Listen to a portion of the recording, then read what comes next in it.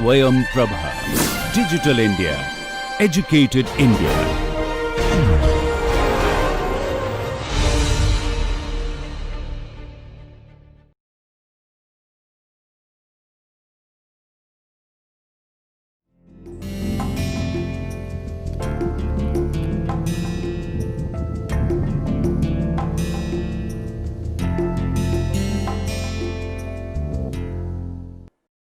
Konnichiwa मिनासान, नमस्कार।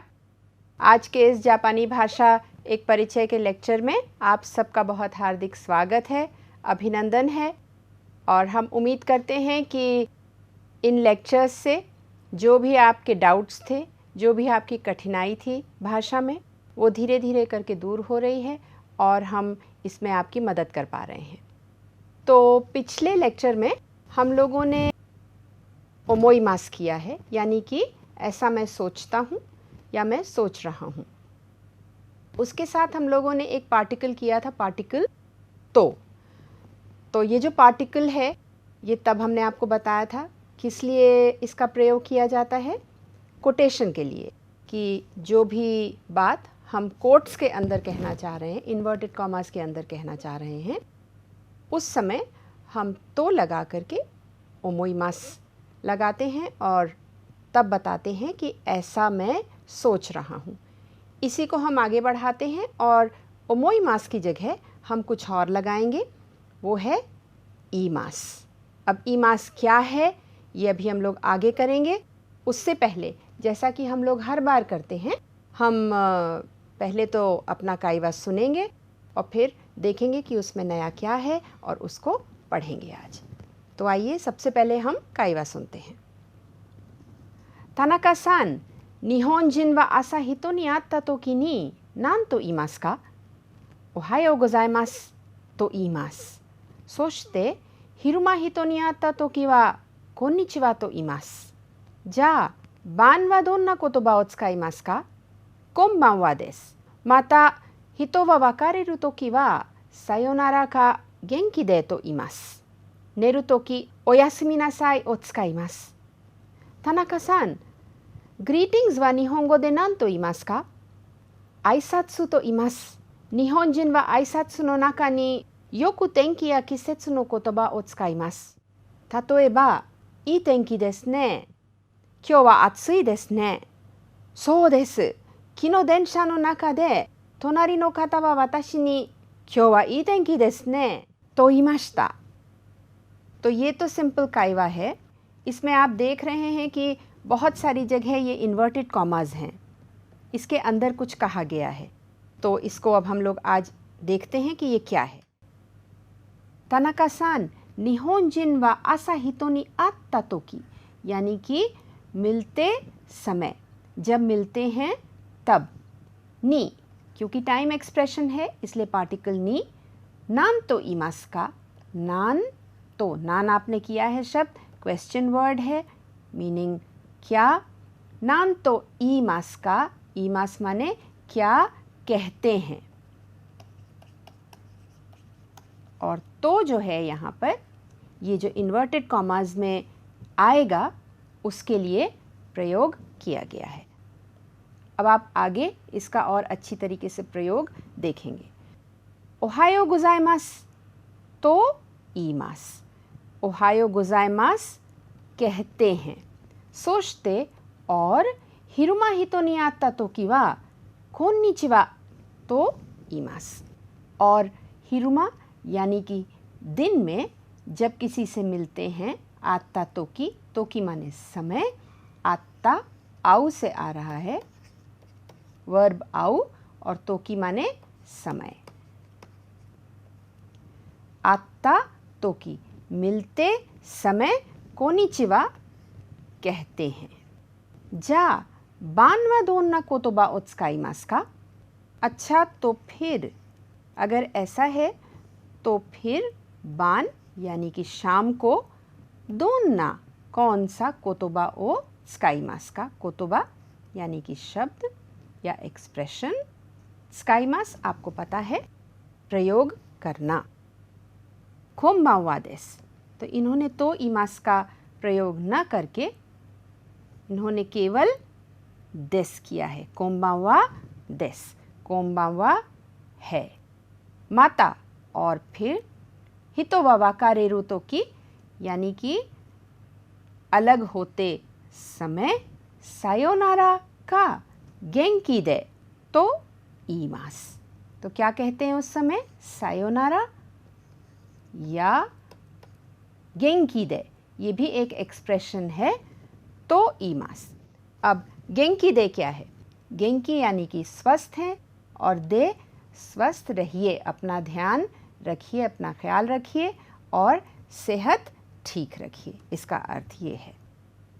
नेरुतोकी सोते समय, ओयासुमी नासाई ओ त्सुकाइमास।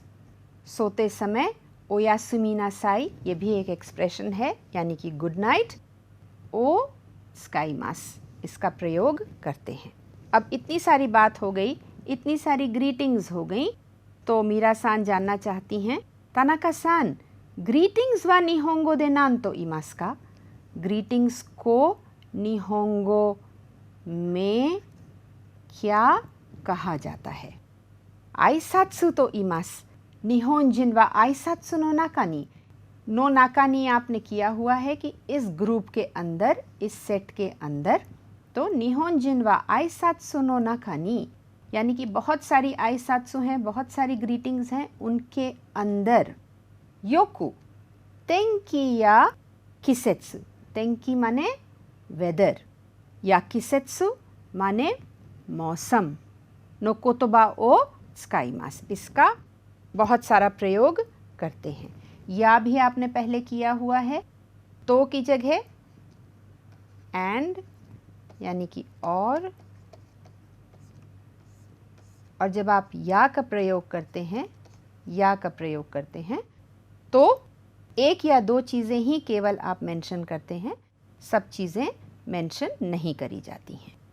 किसेत्सु यानी कि मौसम, नो कोतोबा ओ त्सुकाइमास।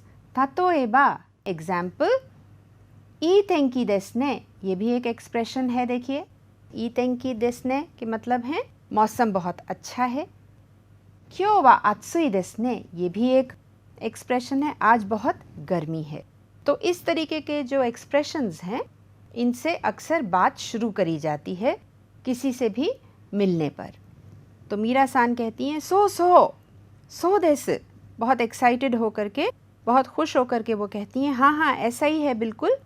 किनो देंशा नो नाका दे तोनारी नो काता वा वाताशी नि क्यों वा ई तेंकी देसने तो इमाशिता। उन्होंने बिल्कुल ऐसा ही कहा कि आज बहुत अच्छा मौसम है।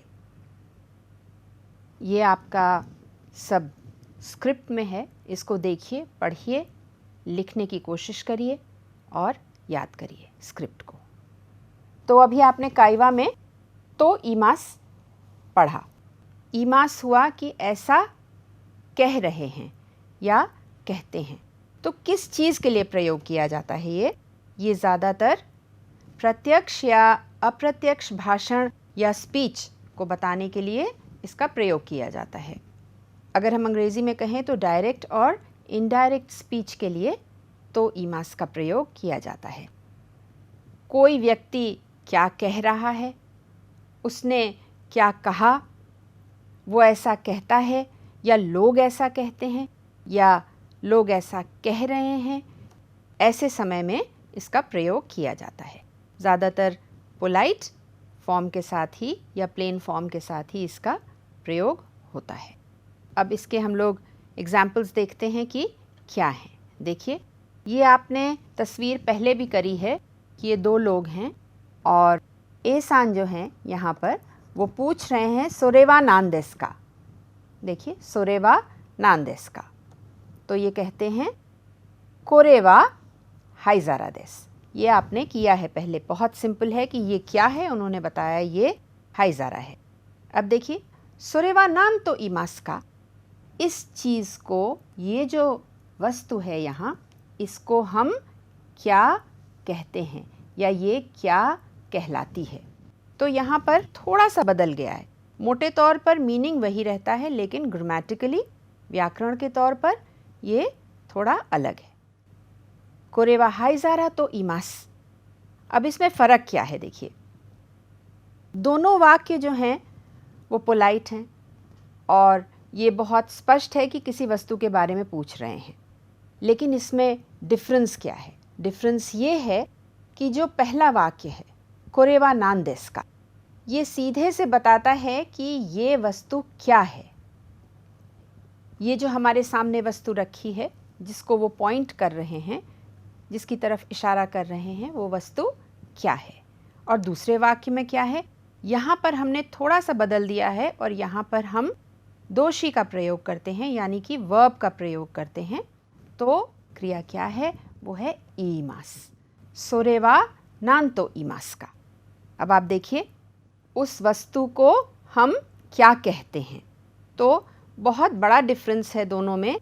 एक कहता है कि वो वस्तु क्या है और दूसरा वाक्य कहता है कि वो वस्तु को क्या कहा जाता है या उसका नाम क्या है। अर्थ उसका ये निकलता है। अब देखिए कोई भी नाउन हो सकता है। नाउन वा निहोंगो दे, जापानी में नान देस का। सोरे वा निहोंगो दे नान देस का।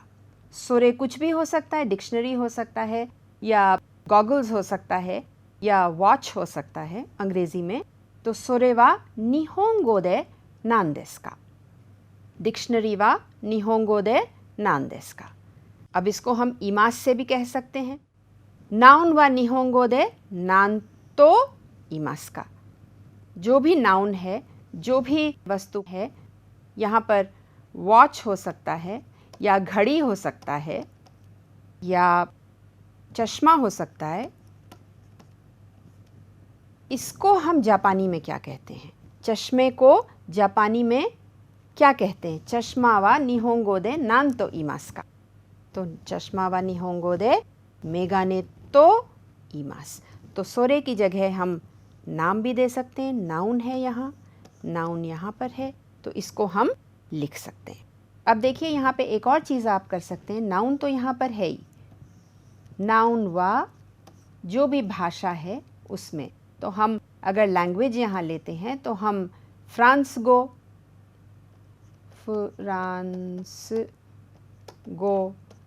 निहोंगो, हिंदी गो,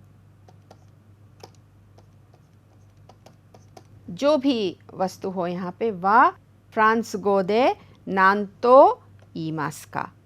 तो इस प्रकार से हम इनका प्रयोग कर सकते हैं। ये क्या कहलाता है?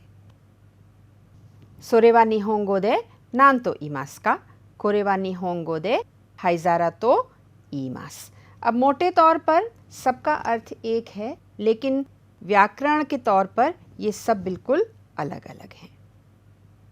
अब आप अभ्यास भी कर सकते हैं। यहाँ पे ये क्या है? ये छाता है। तो कासा वा एगो दे नान तो इमास का, नान तो इमास का। बताइए।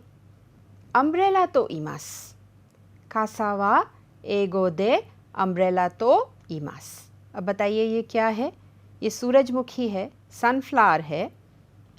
तो कोनो हानावा निहोंगो दे नान तो इमास का।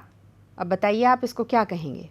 कोनो हानावा निहोंगो दे हिमावारी तो इमास। ये फूल जापानी में हिमावारी कहलाता है या कहा जाता है। एक और आपके लिए प्रैक्टिस है। ये देखिए, ये क्या दिख रहा है आपको? ये चेरीज़ हैं। तो कोनो कुदामोनो वा निहोंगो दे नान तो इमास का। कुदामोनो फल को कहते हैं, जैसा आपको पता है। कोनो कुदामोनो। आप यहाँ पे कोरे भी कर सकते हैं। कोरे वा निहोंगो दे नान तो इमास का। साकुराम्बो तो इमास। ये क्या कहलाता है? साकुराम्बो कहलाता है। तो इस प्रकार से तो इमास का आप प्रयोग कर सकते हैं। जो कुछ भी यहाँ कहा गया है, जो कुछ भी यहाँ लिखा गया है, इन्वर्टेड कॉमास के अंदर है, तो इमास ऐसा कहा जाता है। अब देखिए वही तस्वीर है फिर से। सोरेवा नान देस का, कोरेवा हाइजारा देस। इनके पास है इसलिए कोरे है, इनसे दूर है इसलिए सोरे है। तो सोरेवा निहोंगो दे नान देस का, वही चीज़ है, केवल निहोंगो ऐड किया गया है निहोंगो में। तो कोरेवा निहोंगो दे हाइजारा देस। अब सोरेवा निहोंगो दे नान तो इमास का, निहोंगो में क्या कहलाता है? तो उन्होंने बताया कोरेवा निहोंगो दे हाइजारा तो इमास।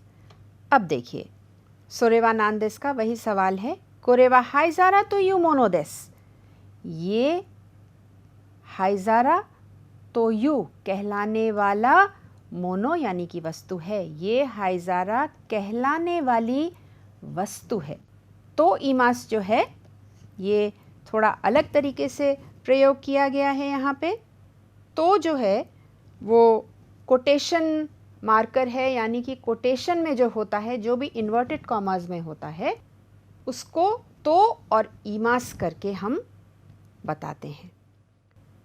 जो तो इमास है ये मोनो से पहले लगाया जाता है, और जो यहाँ कहा गया है हाइजारा जो कहा गया है उसको बता रहा है कि ये हाइजारा कहलाने वाली वस्तु है। तो ये जो तो यू है ये नाउन को डिफाइन करता है। कोरेवा हाइजारा तो यू मोनो देस। क्योंकि ये वाक्य के बीच में आ रहा है इसलिए ये प्लेन फॉर्म में है, तो ईमास नहीं है क्योंकि देस यहाँ पर है। काइगी नी तानाका तो यू हितो नी आइमाशिता। मीटिंग में तानाका कहलाने वाले व्यक्ति से मिला। तो तानाका तो यू, तानाका कहलाने वाला व्यक्ति, देखिए नाउन से पहले आ रहा है और क्या बता रहा है कि इस व्यक्ति से मैं मिला। एक और आपके लिए है, देखिए नारुतो तो यू अनिमे वा यूमे देस। तो नारुतो तो यू, नारुतो कहलाने वाला एनिमेशन, एनिमे वा यूमे देस यानी कि बहुत प्रसिद्ध है। एक और है देखिए आपके लिए इसी प्रकार से, नात्सुमे सोसेकी नो कोकोरो तो यू शोसेत्सु ओ योमिमाशिता। नात्सुमे सोसेकी बहुत ही फेमस वहाँ के प्रसिद्ध यूमे राइटर हैं, शोसेत्सुका हैं, और उनकी एक उतनी ही फेमस कोकोरो करके शोसेत्सु है यानी कि नॉवल है जो कि मैंने पढ़ी। तो नात्सुमे सोसेकी नो, नात्सुमे सोसेकी की, कोकोरो तो यू, कोकोरो कहलाने वाली, शोसेत्सु ओ योमिमाशिता। अब किसने पढ़ा? ये एक स्टेटमेंट है, इससे ये बहुत स्पष्ट है कि जो श्रोता है उसको मालूम नहीं है, इसलिए उसको जानकारी दी जा रही है कि कोकोरो कहलाने वाली शोसेत्सु मैंने पढ़ी। तो इससे आपको बहुत क्लियर हो गया होगा कि तो यू का क्या अर्थ है। तो इमास अलग है, तो यू का अर्थ अलग है, कहलाने वाली। तो जो कुछ यहाँ कहा गया है उसके बारे में बात हो रही है। हाइजारा कहलाने वाली वस्तु ये है। आप यहाँ पर एक और एग्जाम्पल ले सकते हैं, गुजिया तो यू ओकाशी वा इन दोनों यूमेना ओकाशी देस। तो इस प्रकार से आप बना सकते हैं वाक्य। अब देखिए कब तो का प्रयोग नहीं किया जाएगा। जब भी आप ईमास के साथ सो और दो शब्दों का प्रयोग करेंगे तब नहीं किया जाएगा। अब ये कैसे होगा? देखिए, दो ईमास का आपने पहले किया है, दो ओमोइमास का आप क्या सोचते हैं? तो दो ईमास का इसके बारे में आप क्या कहते हैं? या सो ईमास मैं ऐसा सोचता हूँ, तब तो का प्रयोग नहीं किया जाएगा। ये बात ध्यान में रखिएगा। अब इसी के साथ कांजी भी आपको करा दें इसकी। तो ये यू की कांजी है, आपने इस कांजी को पहले भी किया हुआ है। तो देखिए यू माने बोलना। इसी के साथ अगर हम दूसरी ये वाली कांजी लगा दें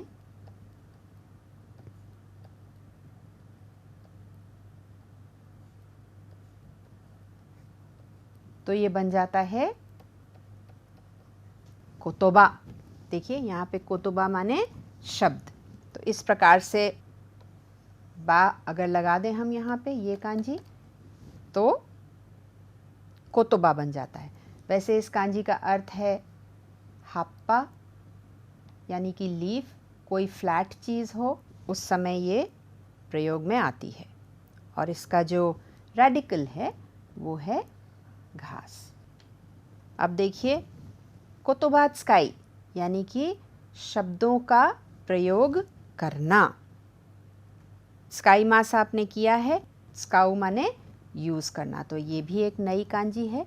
लेकिन फ़िलहाल आप इन दोनों पर ध्यान दीजिए, कोतोबा त्सुकाई। गेंगो, गेंगो माने भाषा।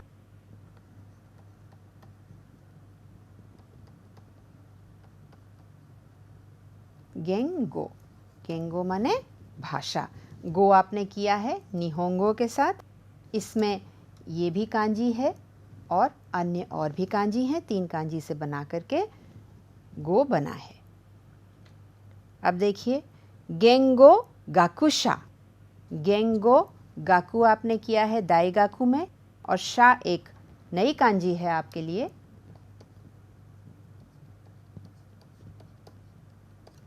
शा यानी कि व्यक्ति।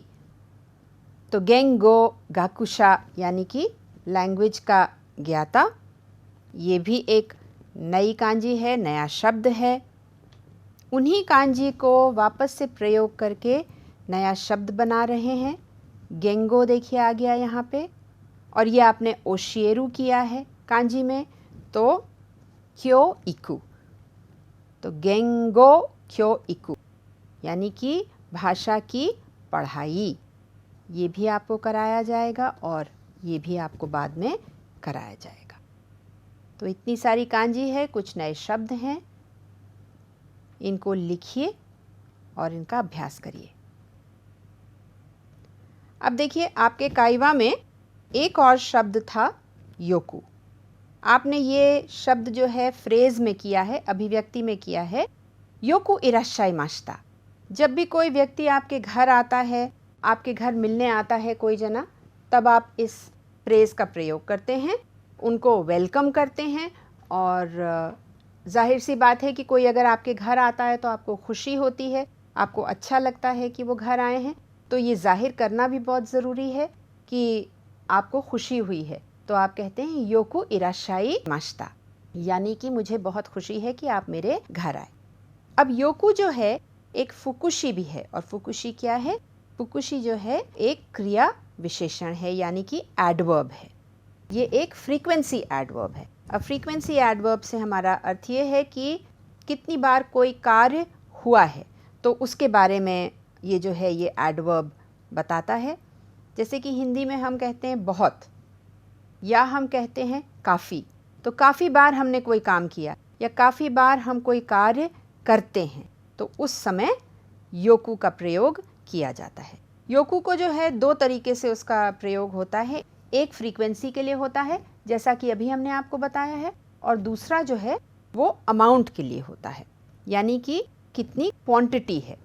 अब देखिए आपने कुछ अन्य फ्रीक्वेंसी एडवर्ब्स भी किए हैं, जैसे आपने माइनिची किया है कि वाताशी वा माइनिची गाक्को ए इकीमास, मैं रोज़ाना गाक्को जाता हूँ, या वाताशी वा तोकिदोकी गाक्को ए इकीमास, मैं कभी कभी गाक्को जाता हूँ।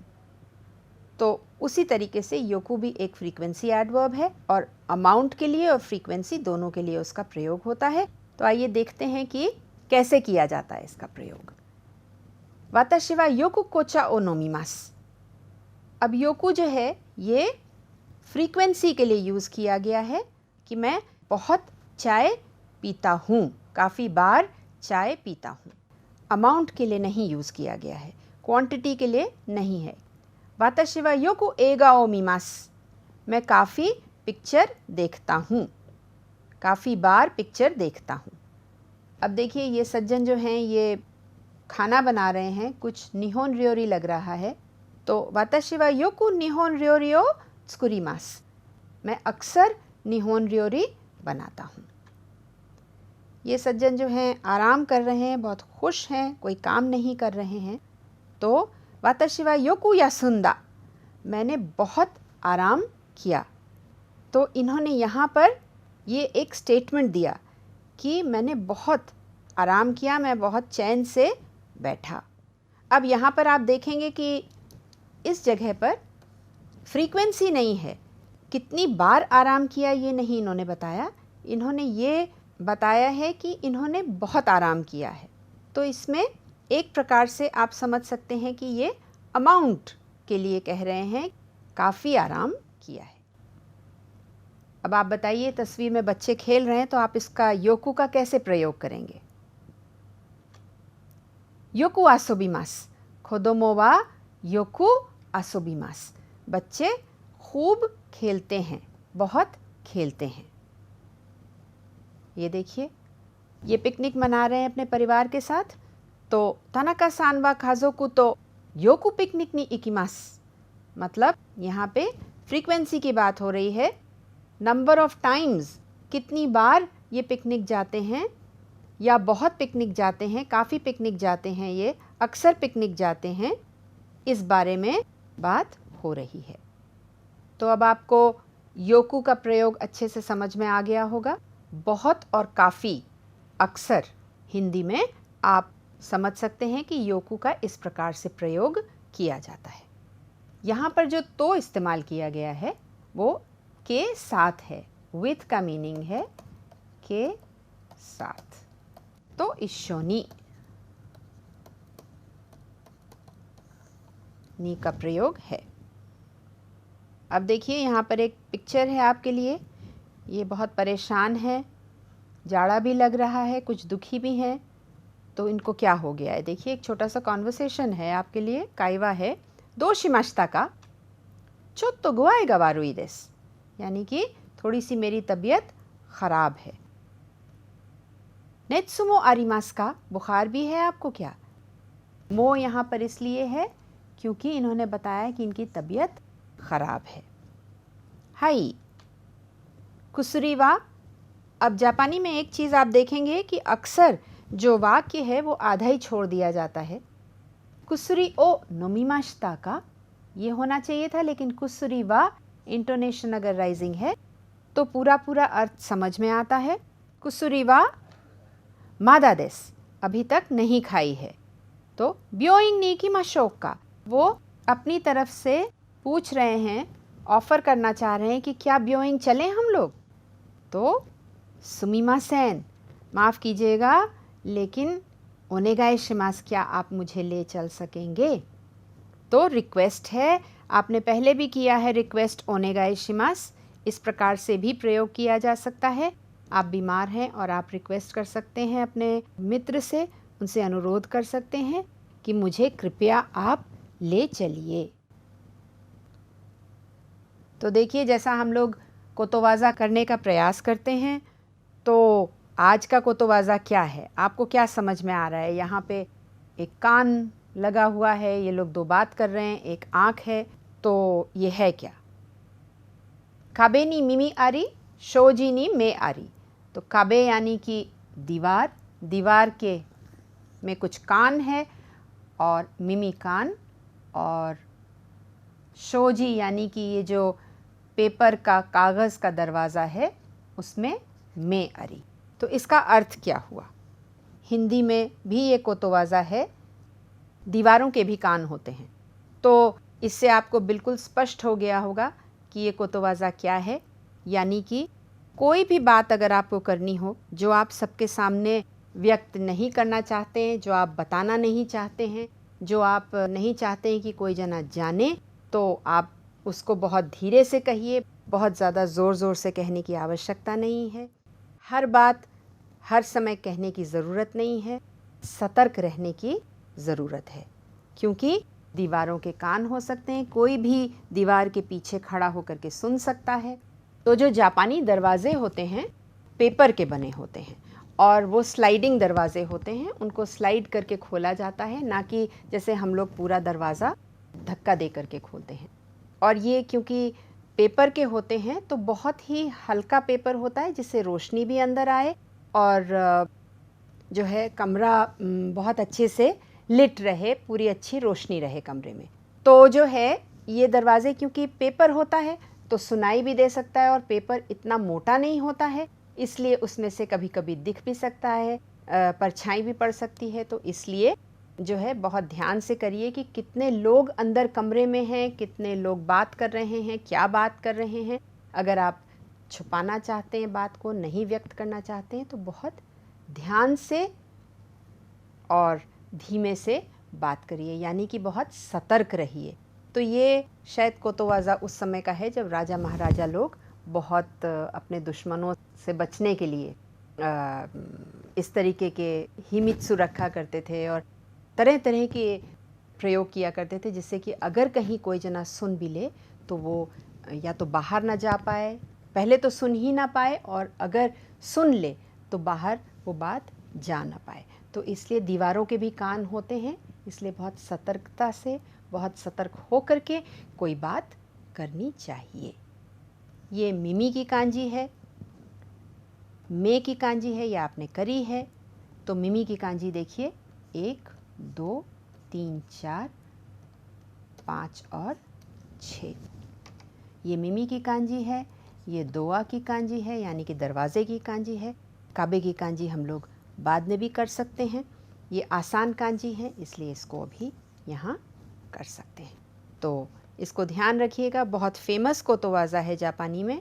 काबे नी मिमी आरी, आरी मतलब अरिमास से है, और शोजी नी में आरी। और इसी के साथ हम लोग आज का लेक्चर है उसको ख़त्म करते हैं। बहुत सारी चीज़ें आज करी हैं, बहुत नई चीज़ें हैं, ख़ास करके तो इमास है जो कि डायरेक्ट इनडायरेक्ट स्पीच के लिए प्रयोग में आता है। योकू है, एक कोतोवाज़ा है, इसका सबका आप अभ्यास करिए, मित्र के साथ वाक्य बनाइए और कांजी याद करने का प्रयास करिए। और जल्दी ही हम लोग फिर मिलेंगे, तब तक के लिए नमस्कार, धन्यवाद।